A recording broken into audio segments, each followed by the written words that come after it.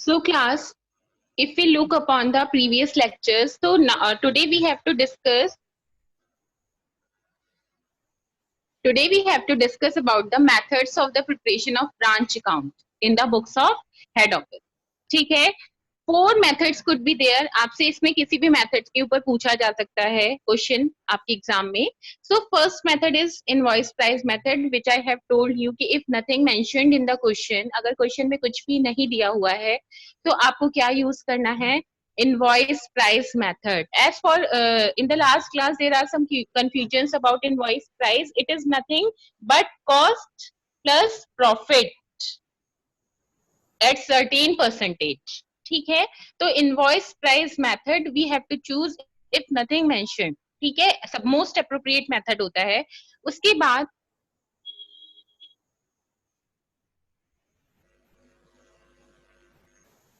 after it, cost price method, it means कि we are using the method cost price. ठीक है, जब जहां पर हम इनवॉइस सेलिंग प्राइस अपना यूज नहीं कर रहे ब्रांच को सामान देने के लिए और वापस लेने के लिए स्टॉक वगैरह पे, तो there is the method of cost. ये इजी है इसके कंपैरिजन में कॉस्ट प्राइस मेथड जो है. As for invoice price method there are certain more entries आ देयर. ठीक है, कुछ हमें रिवर्स एंट्रीज भी करनी पड़ती हैं जब हम इनवॉइस प्राइस मेथड की बात करते हैं. लोडिंग एंट्रीज हम उन्हें बोलते हैं, जैसे कि हमने डिपार्टमेंटल अकाउंट में भी पढ़ा था. Everyone mute your speaker. Now come to the third method, that is columnar method. Columnar method में both the method invoice plus cost, you have to follow both the methods. It means in this method you have to prepare double column of amount. One is for cost and other is for invoice. आपको दोनों ही तरीके से यहाँ पर क्या बना के दिखाना पड़ेगा? ब्रांच अकाउंट का अमाउंट का कॉलम बनाना पड़ेगा. ठीक है, and in front of us there are this is the fourth method, that is branch adjustment account method. अब इस एडजस्टमेंट अकाउंट इसमें खुद ही लिखा हुआ है, दिस इज फॉर एडजस्टमेंट. तो एडजस्टमेंट ब्रांच में जो भी हम एडजस्टमेंट करेंगे, यानी कि हम ओपनिंग स्टॉक में अगर कोई एडजस्टमेंट कर रहे हैं, ओपनिंग डेटर्स में, क्लोजिंग डेटर्स में, एसेट्स में, और हम क्लोजिंग स्टॉक में एडजस्टमेंट करते हैं. ठीक है, गुड्स रिटर्न में एडजस्टमेंट करते हैं, ब्रांच को जो सामान मिल रहा है हेड ऑफिस से उसमें एडजस्टमेंट करते हैं. तो इसको हम कहते हैं branch adjustment account method. It is nothing, इसमें हमें ब्रांच तो अकाउंट तो बनाना होता ही है, but we have to prepare a separate account also, that is for branch adjustment entries. एक ब्रांच एडजस्टमेंट अकाउंट भी हम यहाँ पर बनाकर चलते हैं.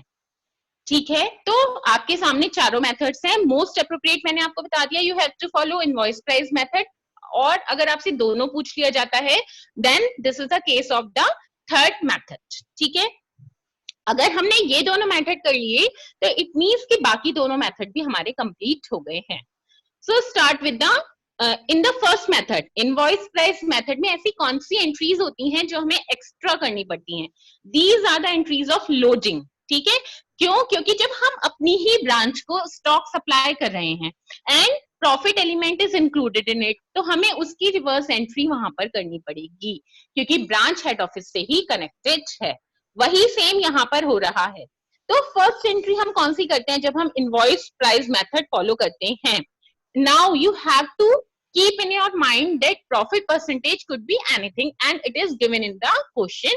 और कहीं पर अगर ऐसा कोई केस है कि जहां पर आपको कॉस्ट दिया हुआ है और इनवॉइस प्राइस दिया हुआ है लेकिन एडजस्टमेंट अलग से नहीं बता रखा, तो उसमें हम उसे कैलकुलेट कर लेते हैं.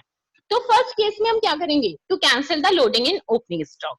ओपनिंग स्टॉक में जितना भी हमारा इनवॉइस प्राइस मेथड पे, क्योंकि हमने सप्लाई करा था गुड्स, तो जो अब ओपनिंग स्टॉक ब्रांच के पास लाई कर रहा है उसमें कितनी ऐसा मटेरियल पड़ा है, उसमें से हम उस एलिमेंट को निकाल रहे हैं, प्रॉफिट एलिमेंट को. तो एक तरीके से हम एंट्री बना देते हैं, रिवर्स एंट्री. ये कौन सी एंट्री है? ओपनिंग स्टॉक की रिवर्स लोडिंग की एंट्री है. और इसमें हम एंट्री बनाते हैं ओपनिंग स्टॉक को जब हम वैसे डालते हैं ब्रांच अकाउंट में तो हम उसको डेबिट में डालते हैं. ठीक है, ब्रांच के अकाउंट में.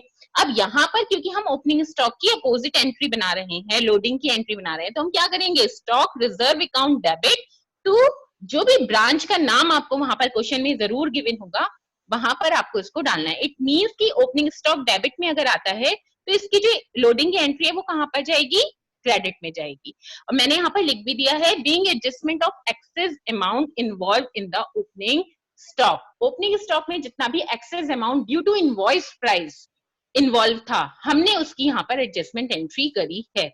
नाउ और कहां पर हो सकता है एक्सेस अमाउंट? और अमाउंट एक्सेस अमाउंट जो हो सकता है वो हो सकता है जो गुड सप्लाई करा जाता है ब्रांच को, हेड ऑफिस जो करता है गुड सप्लाई अपनी ब्रांच को, उसमें भी ऐसा ही एक्सेस अमाउंट इन्वॉल्व है, तो हम उसकी भी लोडिंग की एंट्री करते हैं। और ये भी अपोजिट एंट्री हो जाती है, good send to branch account हम डेबिट में डाल रहे हैं अगर, और यहाँ पर हम क्या कर रहे हैं, हम इससे इतने अमाउंट से जो हम उसकी रिवर्स एंट्री बना रहे हैं, जैसे ओपनिंग स्टॉक का अगर डेबिट में कर रहे हैं तो स्टॉक रिजर्व की हम क्रेडिट में कर रहे हैं, सेम अगर हम ये यहाँ पर डेबिट में दिखाते हैं तो जब हम इसको लोडिंग एंट्री करेंगे तो कहां पर चली जाएगी, ये चली जाएगी क्रेडिट साइड में ब्रांच अकाउंट। ठीक है, तो हमने एंट्री बना दी good send to branch account, this is branch account debit to जो भी नाम आपको गिवन है टू दिस ब्रांच अकाउंट। ठीक है, अब यहाँ पर नरेशन क्या है, being adjustment of excess amount over goods supplied, जितना भी गुड्स हमने सप्लाई करा था उसमें जो इन्वॉल्वमेंट था एक्सेस प्राइस का, उसका एडजस्टमेंट हम यहाँ पर कर रहे हैं। ठीक है, यस यस आस्क। मैम इसमें जो मतलब जो लोडिंग एक्सेस अमाउंट है, मतलब ये प्रॉफिट एलिमेंट है जो हम प्रॉफिट वो ट्रांसफर कर रहे हैं? What do you mean by asking? Actually में बच्चे क्या हुआ है, हमने अपनी ही ब्रांच को इनवॉइस प्राइस पे दिया है जो मतलब गुड सप्लाई करा है। ठीक है, अब जब हम उसका अकाउंट अपने एक तरीके से वो हमारा ही पार्ट है। ठीक है, तो जैसे हम डिपार्टमेंटल अकाउंट में एक ही कंपनी में अलग अलग डिपार्टमेंट होते थे, तो हम एक डिपार्टमेंट से अगर दूसरे डिपार्टमेंट में जब गुड्स ट्रांसफर करते थे या मटेरियल ट्रांसफर करते थे, तो हम जो उसके स्टॉक में फिर हमारा जो मतलब प्रॉफिट एलिमेंट इंक्लूड रहता था, excess amount due to invoice price, मतलब होना तो चाहिए ये सब कुछ 100 के इक्विवेलेंट, लेकिन से फॉर एग्जांपल आपका जो इनवॉइस प्राइस है वो आप 10% पे लेते हो जो आपका सेलिंग प्राइस है, तो अब ये किसके इक्विवेलेंट है, 110 के इक्विवेलेंट है, तो आपको इसमें से जो 10 है वो हटाना है और आपको इसको किस पे लाना है, 100 पे लाना है। अच्छा, समझ गए? लोडिंग करेंगे, क्या करेंगे?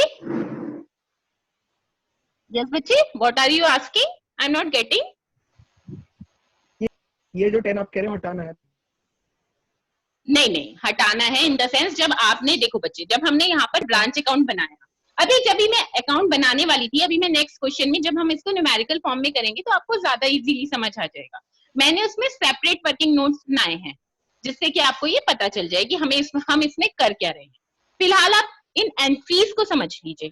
ठीक है, अब मैंने बोला आपको इतना तो समझ आ गया होगा कि कुछ एक्सेस अमाउंट इनमें इन्वॉल्व है, ओपनिंग स्टॉक में भी, गुड सप्लाई टू ब्रांच में भी, क्लोजिंग स्टॉक में भी, और गुड्स रिटर्न जो हमें आ रहा है ब्रांच से उसमें भी। तो ये जो एडजस्टमेंट एंट्री होती है एक्सेस अमाउंट की, ये कहां पर होती हैं? ये इन चारों, जहां जहां पर भी हमारा एक तरीके से समझ लो गुड्स जिसे हम स्टॉक कहते हैं, ये जहां जहां पर भी आ रहा है ओनली एट दैट पोर्शन, ये आपकी एंट्रीज वहां पर इन्वॉल्व हैं, और ये वही 4 जगह पे हमारी एंट्रीज हो रही हैं। ठीक है, तो आपने क्या करा, अब थर्ड एंट्री में आपने क्लोजिंग स्टॉक की लोडिंग एंट्री करी है। यहाँ पर आप डिफरेंस एडजस्ट कर रहे हो, किसका डिफरेंस? भाई जो क्लोजिंग स्टॉक में आपका इनवॉइस प्राइस पे ट्रांसफर करने की वजह से जो इन्वॉल्व है उसमें प्रॉफिट एलिमेंट, एक तरीके से उसकी लोडिंग एंट्री आप यहाँ पर कर रहे हैं, क्योंकि आपको करना तो चाहिए था 100 पे, लेकिन आपने कर रखा है से फॉर एग्जांपल 120 पे, तो अब आप इसको लोडिंग करके कहां पर ले आओगे, 100 पे ले आओगे, क्योंकि अपनी ही ब्रांच है, अपना ही बिजनेस है, इंटर डिपार्टमेंटल एक तरीके से काम चल रहा है। ठीक है, उसके बाद to cancel the loading in goods return. अब आपके मैंने अभी आपको पिछली क्लास जब दी थी तो ये बताया था कि ब्रांच कभी कभी क्या करती है, गुड्स रिटर्न कर देती है हेड ऑफिस को। तो अब अगर आप सोचो कि ब्रांच ने हमें जो गुड्स रिटर्न करा है तो उसमें भी हमारा यही इन्वॉल्व है, जो हमारे पास मतलब इस समय इनवॉइस प्राइस पे जो हमने उसे ट्रांसफर करा था।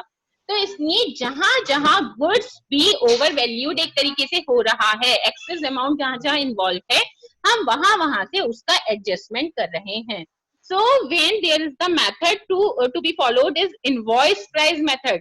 तो 4 extra entry you have to be passed over there, आप 4 एक्स्ट्रा एंट्री वहां पर करनी पड़ेंगी। जब आप ब्रांच अकाउंट बनाएंगे।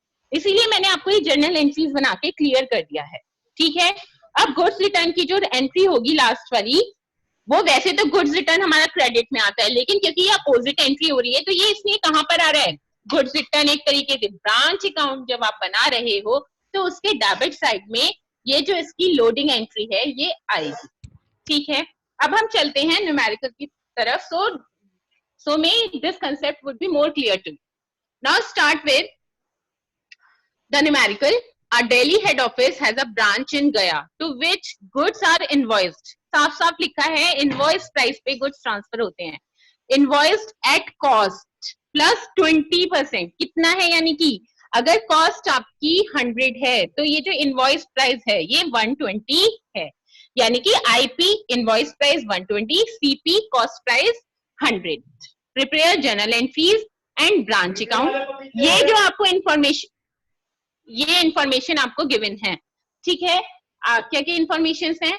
गुड्स सेंट टू गया, नंबर 1, यानी कि हेड ऑफिस ने जितना गुड्स ट्रांसफर करा है ड्यूरिंग द पीरियड वो है आपका 1,05,936, ठीक है। टोटल सेल्स कितनी कर पाई है ब्रांच? 1,03,200 की। कैश सेल्स इसमें से कितनी है? 55,200।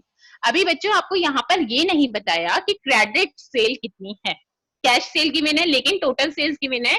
सो in the first working note, चाहे हमें जरूरत है या नहीं है, और इसकी जरूरत आपको तब पड़ती है when you have to calculate the debtors, that is the main part। मैंने आपको मेमोरेंडम में भी 2 मेन अकाउंट बताए थे, एक तो स्टॉक का और एक डेटर का।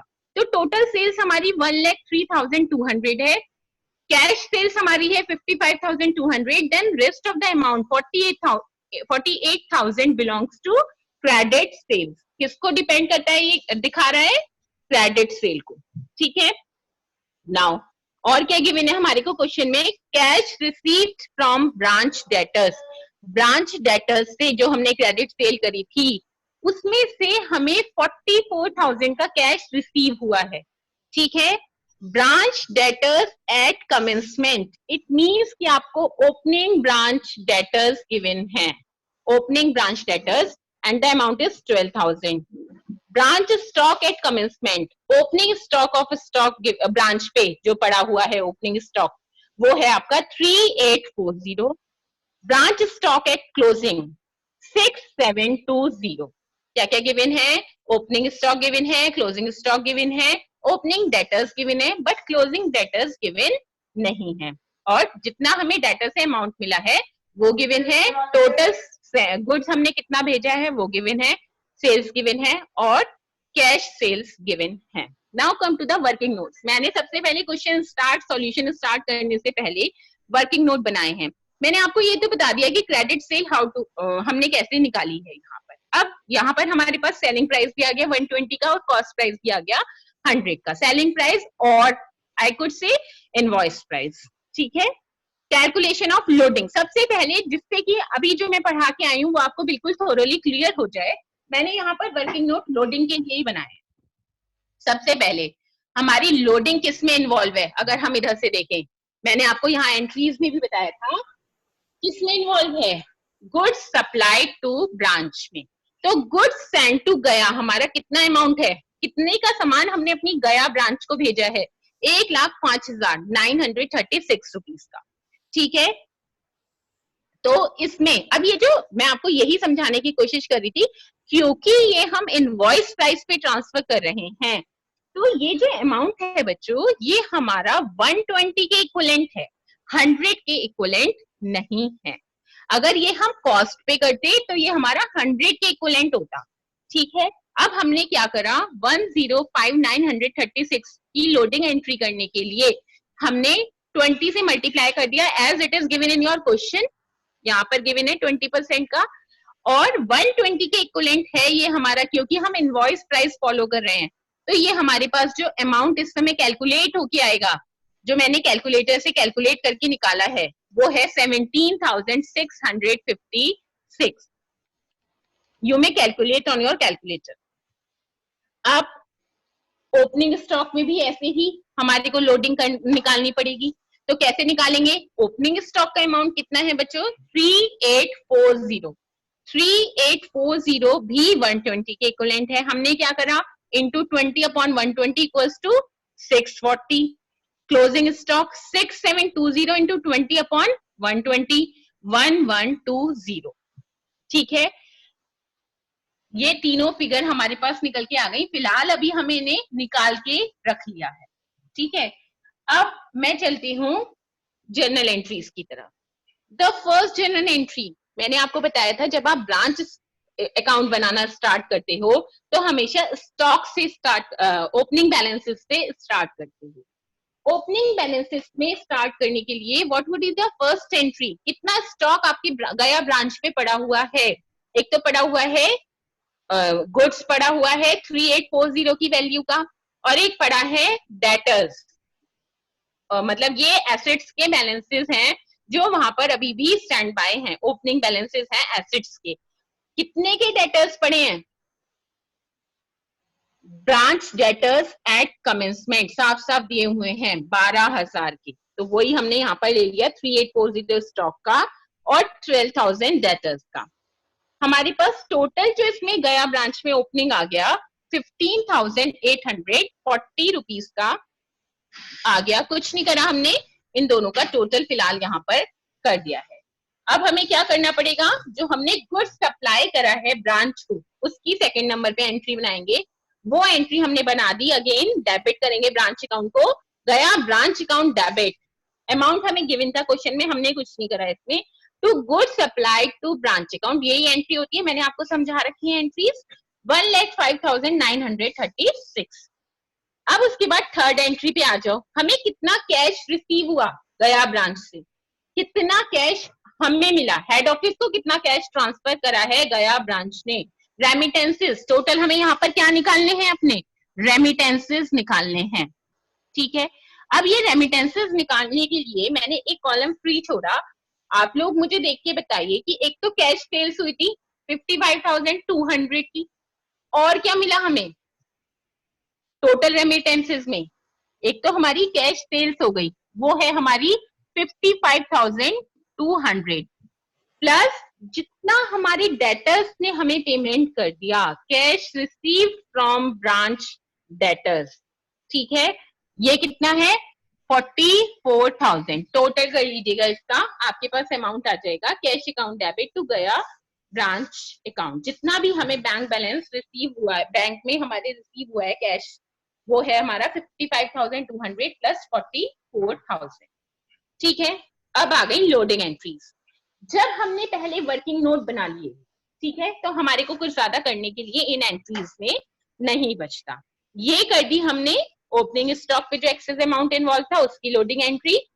अपोजिट एंट्री बनती है तो गया ब्रांच को क्रेडिट करना पड़ेगा, जब ओपनिंग स्टॉक डालते हैं सिंपल तो उसको डेबिट करते हैं, तो हमने एंट्री बना दी stock reserve account debit to गया branch account with the amount 640।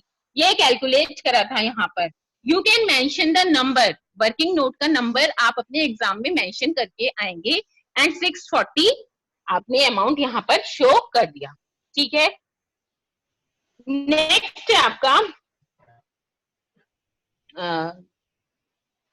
कौन सी एंट्री करी है अभी हमने, स्टॉक रिजर्व। ठीक है, now come to the fifth entry, that is goods supplied to branch account debit to गया ब्रांच अकाउंट। ये क्या है, एडजस्टमेंट है एक्सेस प्राइस का ओवर गुड्स सप्लाई। जितनी भी गुड्स हमने सेंड टू गया था उसके ऊपर जो हमने लोडिंग अमाउंट निकाला था वो निकाला था 17,656। यहाँ पर कर देंगे, वही अमाउंट हमने डाल दिया, वर्किंग नोट बनाए हुए हैं तो हमें दोबारा से कोई कैलकुलेशन करने की नीड नहीं है। ठीक है, अब हमने क्लोजिंग स्टॉक को ट्रांसफर करा गया ब्रांच अकाउंट में, तो हमने एंट्री बना दी क्लोजिंग स्टॉक गया ब्रांच अकाउंट डेबिट टू गया ब्रांच अकाउंट 6720। ये अमाउंट आपको 6720 is given in the question, यानी कि क्लोजिंग स्टॉक का जो अमाउंट है ब्रांच के वो आपको क्वेश्चन में गिवन है, उसको सिंपली आपने ट्रांसफर कर दिया ब्रांच अकाउंट में। नेक्स्ट एंट्री आपने क्या बनाई है, branch debtors closing account debit to गया ब्रांच अकाउंट। जैसे हमने स्टॉक को बच्चों ट्रांसफर करा ब्रांच अकाउंट में, डाला हमने अपने ब्रांच अकाउंट में, ऐसे ही हमें डेटर्स डालने हैं। लेकिन एक बात यहाँ पर देखने की है कि यहाँ पर आपको डेटर्स का closing stock, closing balance given नहीं है। मैंने आपको ये बोला था कि कहीं कहीं पर हमें मेमोरेंडम अकाउंट्स बनाने की जरूरत पड़ती है। कहां पर पड़ती है ये जरूरत हमें? जहां पर हमें सारे बैलेंसेस गिवन नहीं होते। डेटर्स एंड गुड्स मतलब स्टॉक, दो ऐसी मेन चीजें हैं जिनके बिना हमारा जो ब्रांच है का अकाउंट है वो कंप्लीट नहीं हो सकता। तो हमने यहाँ पर एक अकाउंट बनाया जिसको हम बोल रहे हैं branch debtors memorandum account. It's a helping account, मैंने आपको फिर पहले भी बताया था। हमने सिंपली कुछ नहीं करा, जितना ओपनिंग बैलेंस डेटर का गिवन था क्वेश्चन में, यानी कि टू बैलेंस ब्रॉट डाउन कर लिया 12,000। क्रेडिट सेल हमारी कहां से निकाली थी हमने? क्रेडिट सेल 1,03,200 में से कैश सेल्स माइनस कर दी थी, तो हमारी 48,000 का अमाउंट क्रेडिट सेल का आ गया था। तो एक तरीके से क्रेडिट सेल हमारे डेटर के बैलेंस को बढ़ाएगी, तो हमने वो डाल दी यहाँ पर। क्या चीज हमारे डेटर के बैलेंस को कम करेगी? कौन सी ऐसी ट्रांजेक्शन है? वो ट्रांजेक्शन जहां पर हमें अपनी डेटर्स से कैश रिसीव हो गया, यानी कि हमारे डेटर्स ने cash received from branch debtors 44,000। ये 44,000 हमारे डेटर्स के बैलेंसेस में से हमें रिसीव हो गया, तो हमने यहाँ पर डाल दिया। अब दोनों का टोटल करा तो इधर का टोटल आया 60,000 ज्यादा, जिस साइड का टोटल आएगा 60 दोनों साइड लिख लिया। हमने निकाल लिया अपना क्लोजिंग बैलेंस ऑफ डेटर्स। क्या निकाला? क्लोजिंग बैलेंस ऑफ डेटर्स, ठीक है, वो आ गया हमारे पास 16,000 का।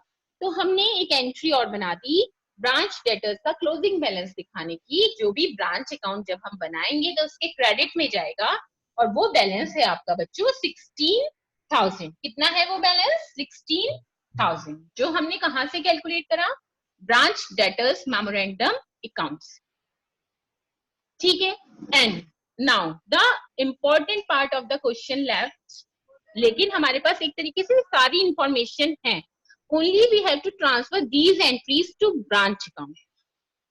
Quickly take one paper and pen and start preparing branch account. I am preparing here branch account. कौन सी ब्रांच है हमारी? गया ब्रांच अकाउंट। क्या है? गया branch account. Everyone start preparing branch account. First of all, opening stock कितना है? Opening stock 15,840। नहीं, कितना है बच्चे? ये है हमारा 3840। कितना है? 3840। Then opening balance of debtors कितने हैं? तो हम लिख देंगे ब्रांच डेटर्स अकाउंट 12,000, ठीक है। अब हमने जहां पर भी ब्रांच अकाउंट को डेबिट करा है वो एंट्रीज देख लीजिए। यहाँ पर डेबिट करा है तो ये डाल दीजिए to goods sent to branch account. कितना अमाउंट है? 1,05,936, 1,05,936, ठीक है। अब उसके बाद और कहां हमने डेबिट करा है ब्रांच अकाउंट को? कहां डेबिट करा है ब्रांच अकाउंट को?